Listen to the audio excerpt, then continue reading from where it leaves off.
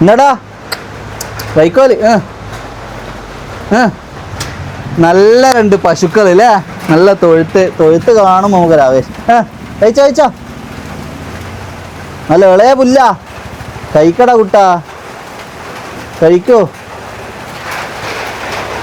അപ്പോൾ ഫ്രണ്ട്സ്, ഞാനിപ്പോൾ ഉള്ളത് മലപ്പുറം ജില്ലയിൽ ഇന്ത്യനൂർ, അതായത് കോട്ടക്കൽ ഇന്ത്യനൂർ എന്ന് പറഞ്ഞ സ്ഥലത്താണ് കേട്ടോ. ഇവരുടെ പശുക്കളാണിത്.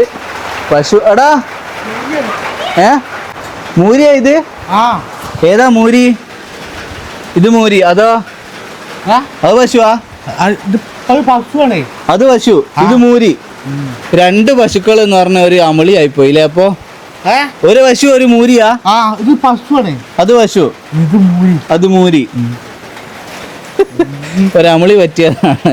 ഞാനൊരു മൂരീനെ ഇതുവരെ നേരിട്ട് കണ്ടില്ല കേട്ടോ. ഇതാണ് മൂരി, അതായത് നമ്മുടെ നാട്ടില് കുട്ടൻ എന്ന് പറയും. കുട്ടനല്ലേ മൂരി? മൂരിയും കുട്ടനും ഒന്നാണോ? മൊത്തം കൺഫ്യൂഷൻ ആയി ഫ്രണ്ട്സ്. ആണെന്നല്ല നമ്മൾ വന്ന കാര്യം ചെയ്യാ. മൂരിക്കുട്ടി അല്ലേ? അതെ. അപ്പൊ ഷബീറിനെ കാണാനാണ് കേട്ടോ നമ്മൾ വന്ന്. ഇതാണ് നമ്മളെ ഷബീർ, മൂരിക്കുട്ടി അല്ലേ? ഷബീർ ആടെ ഇപ്പൊ അങ്ങോട്ട് വരാം. മൂരിക്കുട്ടിയാണ്. ഓക്കേടാ. ആടെ നമ്മ വിളിക്കുന്നതാ മയനണ്ട. വേഗം പോയിക്കോ, ഓടിപ്പോയിക്കോ, മയനണ്ട. അപ്പോൾ അതാണ് ഷബീറിനെ കാണാനാണ് ഇവിടെ വന്നത്. ഷബീറിന് പറ്റിയ നല്ലൊരു വധുവിനെ നമുക്ക് കണ്ടെത്തണം. ഷബീറിന് ചെറിയൊരു ബുദ്ധിപരമായ പ്രശ്നമാണ്. അതായത് അപസ്മാരത്തിൻ്റെ ഒരു ഗുളിക സ്ഥിരമായിട്ട് കുടിക്കുന്നുണ്ട് എന്ന് ഉമ്മ പറഞ്ഞു. ഉമ്മയാലും ഉപ്പയാലും ഒക്കെ ഈ കൃഷിയും കാര്യങ്ങളൊക്കെ ആയിട്ട് അങ്ങനെ നിൽക്കുന്ന ആൾക്കാരാണ്. ഇതുപോലേക്ക് അങ്ങനെ നമ്മളെ യൂട്യൂബ് അതിൻ്റെ കാര്യങ്ങൾ ഇതെങ്ങനെ അങ്ങനെ ഡീറ്റെയിൽ ആയിട്ടൊന്നും കാര്യങ്ങളൊന്നും അറിയില്ല. ഇവിടെ ഒരു അയൽവാസി പറഞ്ഞതിൻ്റെ അടിസ്ഥാനത്തിലാണ് കേട്ടോ നമ്മൾ വിളിച്ചത്. കാര്യങ്ങളൊക്കെ ഒറ്റ മോനേ ഉള്ളൂ. ആ മോൻ്റെ വിവാഹമാണോ ഏറ്റവും വലിയൊരു സ്വപ്നം. ഉപ്പ ഇപ്പം അങ്ങോട്ട് മുകളിലേക്ക് പോയി. ഉപ്പ വന്നിട്ട് നമുക്ക് ഉപ്പാനോട് ബാക്കി കാര്യമൊക്കെ സംസാരിക്കാം. നമുക്ക് ഇവിടുത്തെ ഇതൊക്കെ ഒന്ന് കാണിച്ചു തരാം. ഈ കാണുന്നതാണ് ഇവരുടെ വീട്. പിന്നിലൊരു 75 സെൻറ്റ് സ്ഥലമുണ്ട്. അവിടെ കൃഷികളൊക്കെ ആയിട്ടുള്ള പരിപാടികളാണ് കേട്ടോ ഇവരുടെ.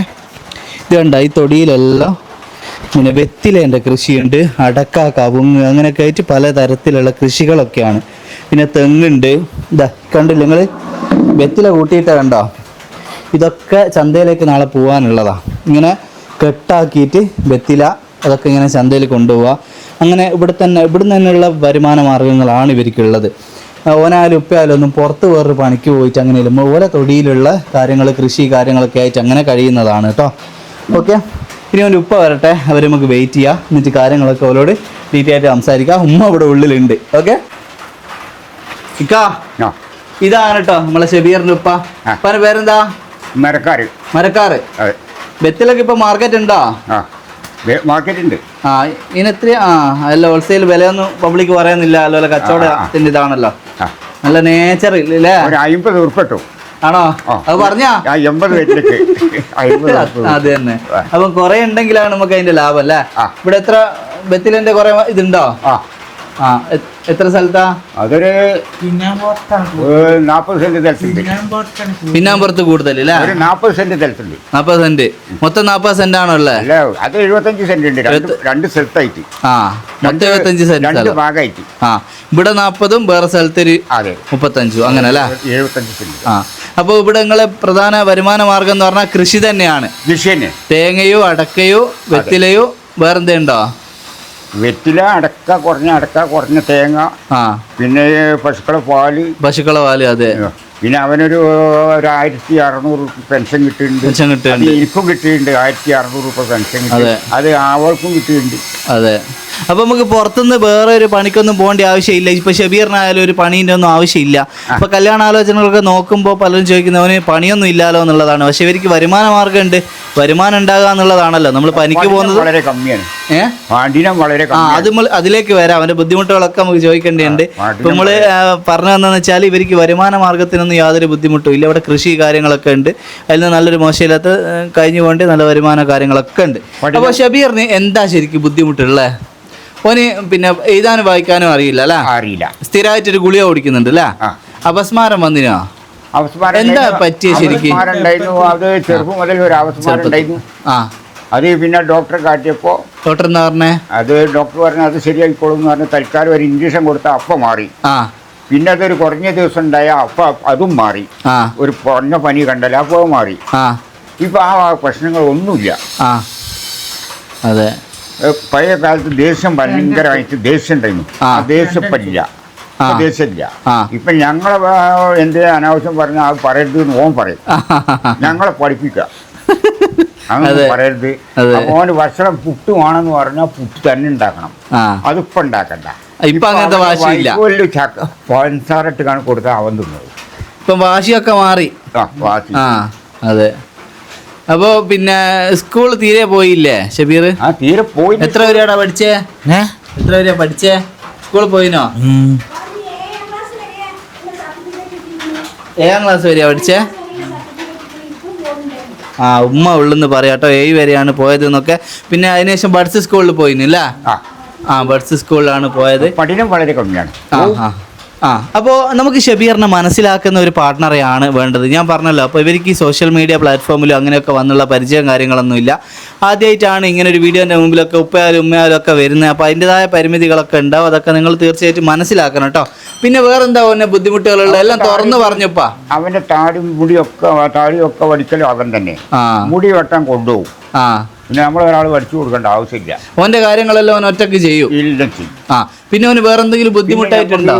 വരുന്ന കുട്ടി നല്ല വിദ്യയുള്ള കുട്ടി വേണം. അതെ, കുട്ടി പറ്റില്ല. അതായത് ഒരു പക്വതയുള്ള കുട്ടിയായിരിക്കണം. കാരണം ഇവിടെ പിന്നെ ഉപ്പാന്റെ ഉമ്മാന്റെ ഒക്കെ ഒരു പ്രായമായി വരികയാണ്. ഇപ്പൊ ഇവിടുത്തെ കൃഷി കാര്യങ്ങളായാലും ഒക്കെ വരുമാന മാർഗമൊക്കെ. അതെ, ഇവന്റെ സ്വഭാവത്തിനനുസരിച്ച് കുട്ടി സപ്പോർട്ട് ചെയ്ത് നിൽക്കണം. അതെ, അങ്ങനത്തെ കുട്ടിയാണ്. അതെ അതെ, തീർച്ചയായും. എത്ര വയസ്സായി ഇപ്പോ? ഓന് 28. എത്ര ആയി?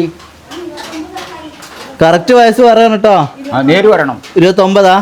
29 വയസ്സായി. ഇപ്പൊ നമുക്കൊരു 20 എത്ര വരെ നോക്കാം പെൺകുട്ടികളാ? എത്ര വയസ്സ് വരെയുള്ള ആലോചന പറ്റൂ? ഇവനിപ്പോ 29 ആയില്ലേ? ഒരു 27 വരെയൊക്കെ നോക്കാം അല്ലേ? അത് നോക്കാം, പ്രശ്നമാക്കണ്ട, ആള് വരട്ടെ. അതേപോലെ ചെറിയ ബുദ്ധിമുട്ടുള്ള കുട്ടികൾ പറ്റുമോ? ചെറിയ എന്തെങ്കിലും ബുദ്ധിമുട്ടുള്ള കുട്ടികൾ പറ്റുമോ?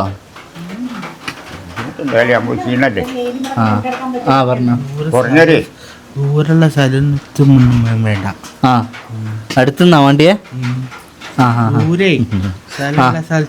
അതൊന്നും പ്രശ്നമില്ലടാ. നമ്മൾ ഇഷ്ടപ്പെടുന്ന ഒരാളെ കണ്ടെത്തുന്നല്ലാണ്ട് കുറച്ചങ്ങ് ദൂരായാലും ഇപ്പൊ എന്താ? ഇങ്ങോട്ടല്ലേ ഓല് വരുന്നേ? ഞാൻ അങ്ങോട്ട് പോകുന്നല്ലോ അല്ലേ? ഓലിക്ക് പ്രശ്നമില്ല. പിന്നെ നമ്മക്ക് എന്താ? ദൂര സ്ഥലത്തേക്ക് ഓൻ പറയാന്ന് വെച്ചാൽ ദൂര സ്ഥലത്തേക്കൊക്കെ ഓന് പോവാനൊക്കെ ബുദ്ധിമുട്ടല്ലേ എന്നുള്ളതാണ്. അപ്പൊ വരുന്ന കുട്ടി ഇനിയും കൊണ്ടുപോയെങ്കിൽ എനിക്ക് പ്രശ്നമുണ്ടോ? എനിക്ക് ഒറ്റക്ക് പോകുന്നതിനല്ലേ പ്രശ്നം? ഓള് ഉഷാറാണെങ്കിൽ നിങ്ങൾക്ക് രണ്ടാക്കും പോവാലോ. അതൊക്കെ അത്രയുടെ ഉള്ളൂ. ആള് ഓനോന്റെ മനസ്സിലുള്ള തുറന്ന് പറഞ്ഞു കേട്ടോ. അപ്പോൾ നമ്മൾ ഓപ്പണായിട്ട് എല്ലാം പറയുന്നത് വെച്ചാൽ എല്ലാം മനസ്സിലാക്കി വരുന്ന ഒരാളെ വേണം. ഷബീറിന് കാഴ്ച ബുദ്ധിമുട്ടും കൂടെ ഉണ്ട് കേട്ടോ. എനിക്ക് കുഴപ്പമില്ലാത്ത രീതിയിൽ കാഴ്ചേൻ്റെ പ്രശ്നമുണ്ട്. അത് കറക്റ്റ് മനസ്സിലാക്കണം വരുന്ന ആളുകൾ. എത്രത്തോളമാണ് അതിൻ്റെ വ്യാപ്തി കാര്യങ്ങൾ നമുക്ക് അത്ര കണ്ട് മനസ്സിലായിട്ടില്ല. എങ്കിൽ പോലും ആ കാര്യം കൂടെ നമ്മൾ വീഡിയോയിൽ ഓപ്പണായിട്ട് പറയണമല്ലോ. അപ്പോൾ എത്രത്തോളമാണ് അത് അതിൻ്റെ കാര്യങ്ങളൊക്കെ വരുമ്പോൾ നിങ്ങൾ കറക്റ്റ് അന്വേഷിച്ച് മനസ്സിലാക്കിയിട്ട് മുമ്പോട്ട് വരണം കേട്ടോ.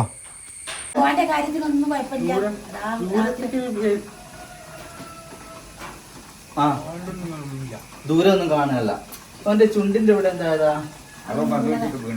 പന്ത് കളിച്ചാലും വീണയാ? ശരി, ചെറിയത്. ഷബീറ, എന്തിന് തല താത്തി വെക്കുന്ന? ഇപ്പൊ അങ്ങനെ നല്ല സ്ട്രോങ് ആയിട്ട് നല്ല ഈ സെറ്റ് ആയിട്ട് നിക്കണം കേട്ടാ. നമ്മൾ ആ മുമ്പിൽ തല താത്തി നിൽക്കരുത്. ഓക്കെ, റെഡിയല്ലേ? അതാണ് ആ ഉഷാറ് വേണം.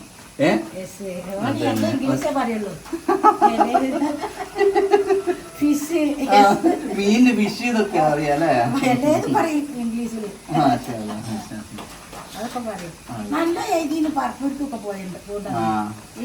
ബൈക്ക് ഉണ്ടായ മോനാണല്ലേ? 11 വർഷത്തിന് ശേഷം കല്യാണം കഴിഞ്ഞിട്ട് 11 വർഷത്തിന് ശേഷം ഉണ്ടായ ഒരു ഓമന മോനാണ്. അപ്പോൾ അത്രയ്ക്കല്ലേ? അതെ, ഒരൊറ്റ മോനമാണ്. അപ്പോൾ അതിന്റെ കാര്യങ്ങളൊക്കെ നമ്മൾ വീഡിയോയിൽ പറഞ്ഞല്ലോ. അതൊക്കെ മനസ്സിലാക്കിയിട്ട് ഒരാളാണ് വരട്ടെ. അതെ,